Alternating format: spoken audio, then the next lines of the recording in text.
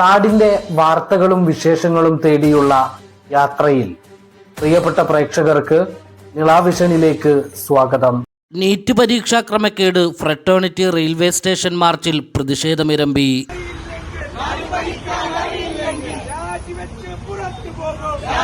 രാജ്യത്തെ മെഡിക്കൽ പ്രവേശന പരീക്ഷയായ നീറ്റ് ചോദ്യപേപ്പർ ചോർത്തിയ നടപടി ഗുരുതര വീഴ്ചയാണെന്നും ഉത്തരവാദിത്തമേറ്റെടുത്ത് കേന്ദ്ര വിദ്യാഭ്യാസ മന്ത്രി ധർമ്മേന്ദ്ര പ്രധാൻ രാജിവെക്കണമെന്ന് ആവശ്യപ്പെട്ട് ഫ്രട്ടേണിറ്റി മലപ്പുറം ജില്ലാ കമ്മിറ്റി സംഘടിപ്പിച്ച റെയിൽവേ സ്റ്റേഷൻ മാർച്ചിൽ സംഘർഷം.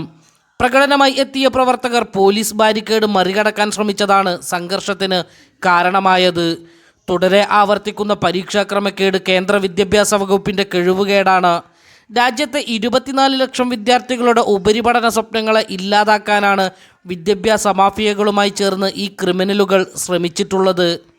പരീക്ഷ നടത്തിയതിലെ വീഴ്ചയും അഴിമതിയും വെച്ച് പൊറുപ്പിക്കാൻ ആവില്ലെന്നും ഫ്രട്ടേണിറ്റി നേതാക്കൾ പറഞ്ഞു.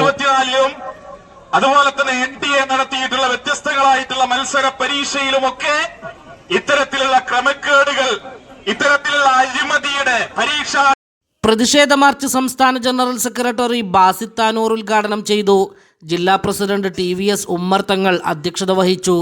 ജില്ലാ ജനറൽ സെക്രട്ടറി അഡ്വക്കേറ്റ് അമീൻ യാസിർ, സെക്രട്ടറിമാരായ മാഹിർ VK, ഷാറൂൺ അഹമ്മദ്, ഫായിസ് KA, നിയോജക മണ്ഡലം നേതാക്കളായ ഹുദായു, MV ഫാദിൽ കോട്ട്, ഇർഷാദ് VK, അൻഷിദ് രണ്ടത്താണി, യൂനസ് പൊന്നാനി, മുഹമ്മദ് പൊന്മുണ്ടം, ബഷാസ് ബഷീർ, ഷിഫ പൊന്നാനി എന്നിവർ നേതൃത്വം നൽകി.